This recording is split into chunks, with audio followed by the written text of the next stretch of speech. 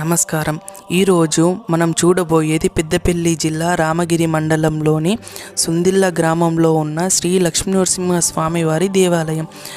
మనం సాధారణంగా దేవాలయాలు తూర్పు ముఖంగా కానీ పడమర ముఖంగా కానీ ఉండటం చూస్తుంటాం.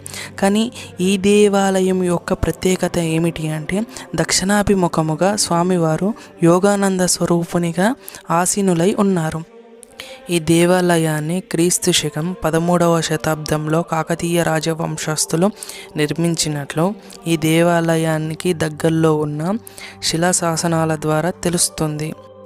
ఈ దేవాలయానికి పశ్చిమాన 50 గజాల దూరంన కాకతీయుల కాలానికి చెందిన శ్రీ రాజరాజేశ్వర వారి దేవాలయము మరియు 100 గజాల దూరంలో శ్రీ ఆంజనేయ స్వామి వారి దేవాలయము మరియు తూర్పున 2 ఫరగాంగుల దూరాన శ్రీ మల్లికార్జున స్వామివారి దేవాలయము ఉండటం ఇక్కడి ప్రాశస్త్యము. ఇక్కడే భక్తుల సౌకర్యం కోసము ఉండడానికి నివాస గదులను మరియు స్వామివారికి కళ్యాణ మంటపాన్ని నిర్మించారు. ఇక్కడ ప్రతి సంవత్సరం ధనుర్మాసం సందర్భంగా పుష్యం మాసం నందు భజన సప్తాహం జరుగుతుంది. ఆ సందర్భంగానే 8 రోజులు నిత్య అన్నదానం కార్యక్రమం జరుగుతుంది. ప్రతి ఏటా ఫాల్గుణ మాసం నందు స్వామివారి కళ్యాణ బ్రహ్మోత్సవాలు జరుగుతాయి.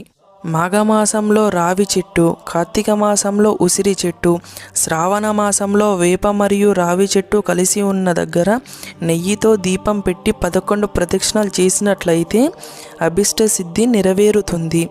మరియు సంతానం లేని వారికి పిల్లలు పుట్టే భాగ్యాన్ని స్వామివారు అనుగ్రహిస్తారని ఇక్కడ ప్రజల నమ్మకము.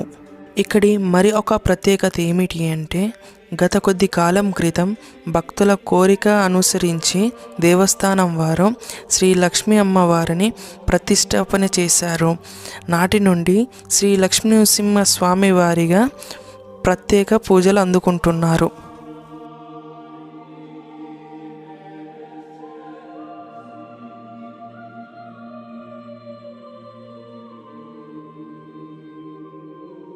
అమ్మవారు ఇప్పుడు మీరు చూస్తున్నది గర్భగుడిలోని స్వామివారు మరియు ఉత్సవమూర్తులు.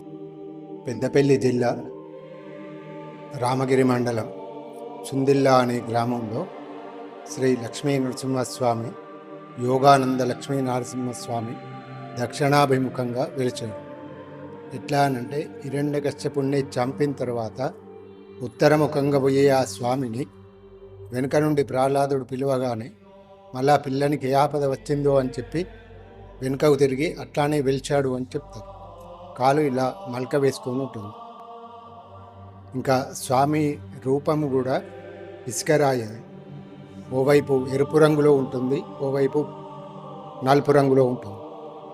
దానికి అర్థం ఏంటిది అనంటే హిరణ్యకశ్యపుణ్ణి చంపేటప్పుడు ఎడమ చేత వాడి పొట్టలో వేసి చీరుతాడు కనుక ఎడం వైపు మొత్తం వాడి నెత్తురుబడి ఎడం వైపు మొత్తం ఎరుపు రంగులో ఉంటుంది, కుడివైపు నలుపు రంగులో ఉంటుంది.